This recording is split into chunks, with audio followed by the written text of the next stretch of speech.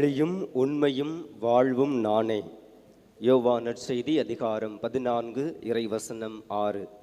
இறையேசுவில் பிரியமான சகோதர சகோதரிகளே, புனித ஆரோக்கிய அன்னையினுடைய அன்பு பக்தர்களே, தொடக்க காலத்திலே தாய் திருவையானது ஏராளமான இன்னல்களை சந்தித்ததை நாம் அறிவோம்.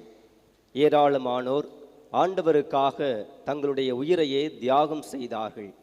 காரணம், மத்தேயு நற்செய்தி அதிகாரம் 10 இறைவசனம் 28 நாம் வாசிப்பது போல, ஆன்மாவை கொல்ல இயலாமல் உடலை மட்டும் கொள்பவர்களுக்கு நீங்கள் அஞ்ச வேண்டாம் என்ற இறை வார்த்தை அவர்களுடைய உள்ளத்தில் ஆழ பதிந்திருந்தது. ஆகவே எத்தகைய இன்னல்களையும் உண்மையான வல்லமையுள்ள உயிருள்ள தெய்வத்துக்காக தங்களுடைய அத்தனை இன்னல்களையும் மனம் வந்து ஏற்க துணிந்தார்கள். ஆகவேதான் விலங்குகளுக்கு அவர்கள் இரையாக போடப்பட்டார்கள். உயிரோடு தீப்பந்தங்களாக கொளுத்தி எரிய விடப்பட்டார்கள். இவ்வாறு அவர்கள் உயிருள்ள உண்மையுள்ள தங்களை தாங்கள் இறந்தாலும் மீண்டும் உயிர்ப்பிக்க வல்ல தெய்வமான ஒரே ஆண்டவருக்கு தங்களுடைய உயிரையே அவர்கள் முற்றிலுமாக கையளித்ததை நாம் தொடக்க கால திருவையினுடைய வரலாற்றிலே அறிந்து கொள்கிறோம். இன்றைய முதல் வாசகமானது இப்படிப்பட்ட ஒரு நிகழ்வைத்தான் நம் கண்முன்பாக அழகாக படம் பிடித்து காட்டுகின்றது.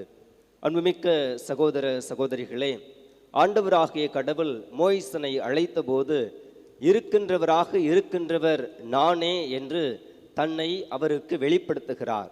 அதோடு விடுதலை பயணம் அதிகாரம் 20 1 தொடங்கி நாம் வாசித்தோம் என்றால், ஆண்டவராகிய கடவுள் அந்த இஸ்ரேல் மக்களுக்கு மோய்சன் வழியாக 10 கட்டளைகளை கொடுக்கிறார். அதிலே முதலாவது, நானே உன் கடவுளாகிய ஆண்டவர், என்னை தவிர வேறு தெய்வங்கள் உனக்கு இருத்தல் ஆகாது என்று மோய்சன் வழியாக மக்களுக்கு 10 கட்டளைகளை ஆண்டவர் கொடுக்கிறார்.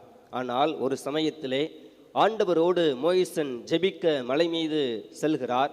அவர் வர காலம் தாழ்த்துகிறது. ஆகவே விடுதலை பயண நூல் அதிகாரம் 32 நாம் வாசிக்கிறோம். மக்கள் அனைவரும் ஆரோன் முன்பாக கூடி வந்து, மேலே ஜெபிக்க சென்றவருக்கு என்ன நிகழ்ந்ததோ எங்களுக்கு தெரியவில்லை, ஆகவே எங்களை வழிநடத்துவதற்கான ஒரு தெய்வத்தை எங்களுக்கு காட்டும் என்று அவர்கள் கேட்கிற போது, அவர்களிடத்திலே இருக்கக்கூடிய அனைத்து அணிகலன்களையும் ஒன்றாக போட்டு அங்கே ஒரு பொன் கன்றை அவர்கள் உருவாக்குகிறார்கள். அதை அவர்கள் தங்களுடைய தெய்வமாக வழிபட ஆரம்பிக்கிறார்கள்.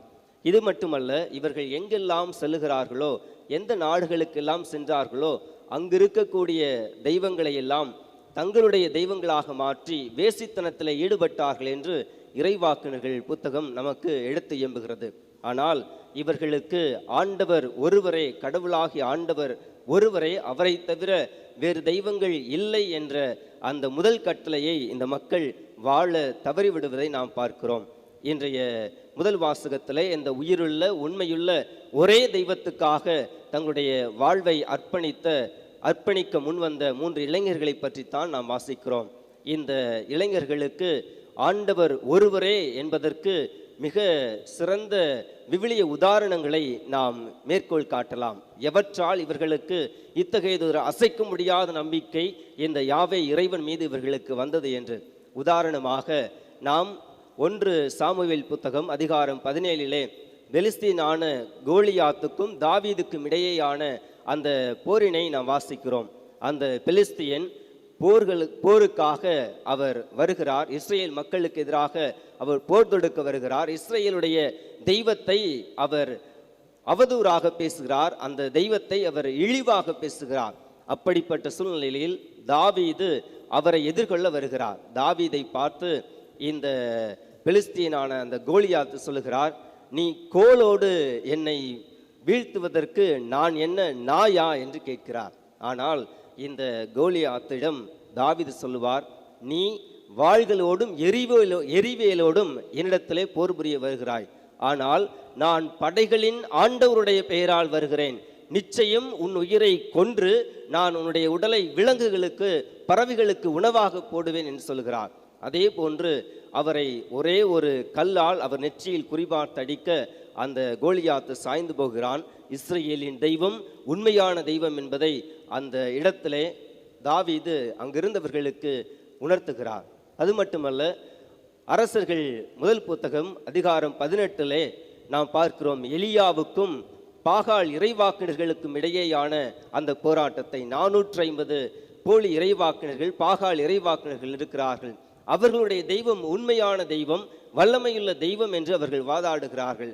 அப்படி அவர்கள் வாதாடுகையில் எலியா இறைவாக்கினர் அங்கே வந்து 2 கன்றுக்குட்டிகளை கொண்டு வாருங்கள், ஒரு கன்றுக்குட்டியை அவர்கள் அடித்து பலிபீடம் அமைக்கட்டும், அவர்கள் இறைவேண்டல் செய்யட்டும், ஆனால் நெருப்பு வைக்கலாகாது. எந்த தெய்வம் நெருப்பினால் இந்த பலியை சுட்டிருக்கிறதோ அந்த தெய்வம் உண்மையுள்ள வல்லமையுள்ள தெய்வம் என்று நாம் ஏற்றுக்கொள்வோம் என்று சொல்கிறார். அதே போன்று ஒரு கன்றுக்குட்டியை அந்த 450 இறைவாக்கினர்கள் அடித்து பலிபீடம் எழுப்பி ஜெபிக்கிறார்கள், ஆடுகிறார்கள், பாடுகிறார்கள். தங்களுடைய உடல் எல்லாம் கீறி இரத்தத்தை வரவைக்கிறார்கள்.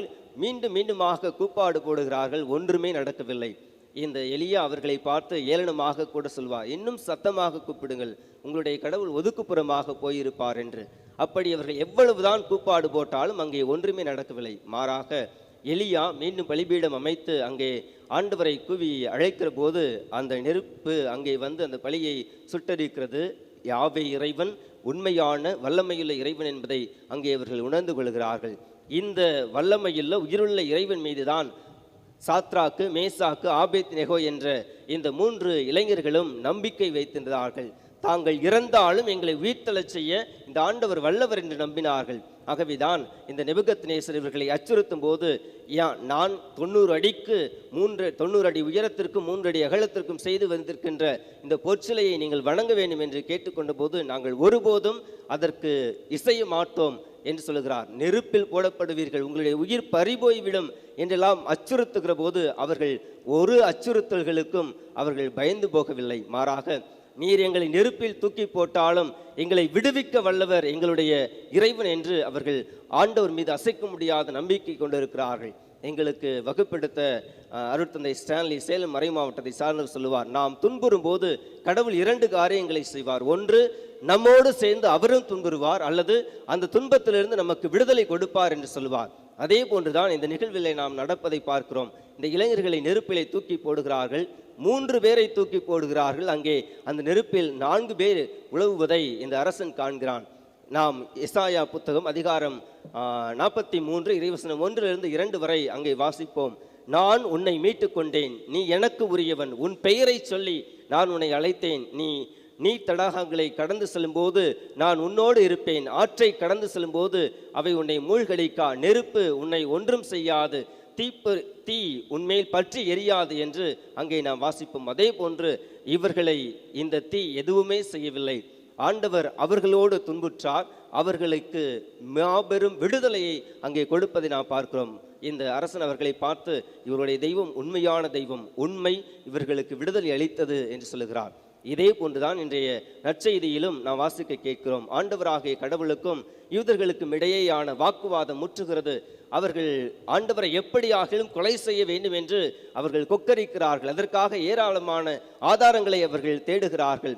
ஆண்டவர் இயேசுனுடைய போதனைகளை ஏற்றுக்கொள்ள மறுக்கிறார்கள். அவருடைய வார்த்தைகளுக்கு கீழ்ப்படிய மறுக்கிறார்கள். அவரை உண்மையான ஆண்டவராக ஏற்றுக்கொள்ள அவர்கள் தயங்குகிறார்கள்.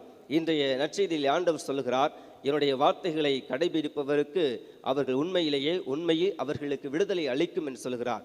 இதற்கு உதாரணமாக நாம் திருத்தூதர் பணிகள் புத்தகம் அதிகாரம் 16 இறைவசனம் 26 நாம் வாசிக்கலாம். அங்கே பவுலும் சீலாவும் ஆண்டவருடைய வார்த்தையை ஏற்றுக்கொண்டவர்கள் மிகப்பெரிய சீடராக அப்போஸ்தலராக மாறிய இந்த பவுலும் சீலாவும் அங்கே சிறையிலே அடைக்கப்படுகிறார்கள். அப்படி அடைக்கப்படுகிற போது அவர்கள் இரவிலே ஜெபிக்கும் பொழுது அங்கே நிலநடுக்கம் ஏற்படுகிறது. அந்த அறை நடுங்குகிறது. அறை தாழ்பால்கள் எல்லாம் உடைந்து போகின்றன. இவர்கள் அற்புதமாக விடுதலை பெறுகிறார்கள்.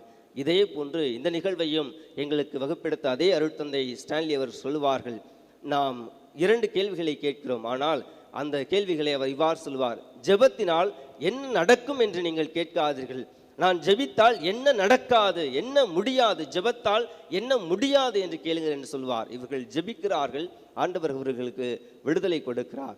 அன்மிக்க சகோதர சகோதரிகளே, இந்த வார்த்தைகளை அந்த யூதர்களுக்கு சொல்லும்போது, நாங்கள் விடுதலை பெற நாங்கள் என்ன பாவிகளா என்று அவர்கள் அதை ஏற்றுக்கொள்ள முடியவில்லை. பாவம் செய்கிற எவரும் பாவத்திற்கு அடிமை, உங்களுக்கு விடுதலை தேவை, உண்மையும் வாழ்வும் ஒளியும் உண்மையுமான நானே உங்களுக்கு விடுதலை அளிப்பேன் என்று சொன்னதை இவர்களால் ஏற்றுக்கொள்ள முடியவில்லை. ஆகவேதான் ஆண்டவர் இயேசுவை கொலை செய்ய கொலை செய்ய அவர்கள் முன்வருகிறார்கள்.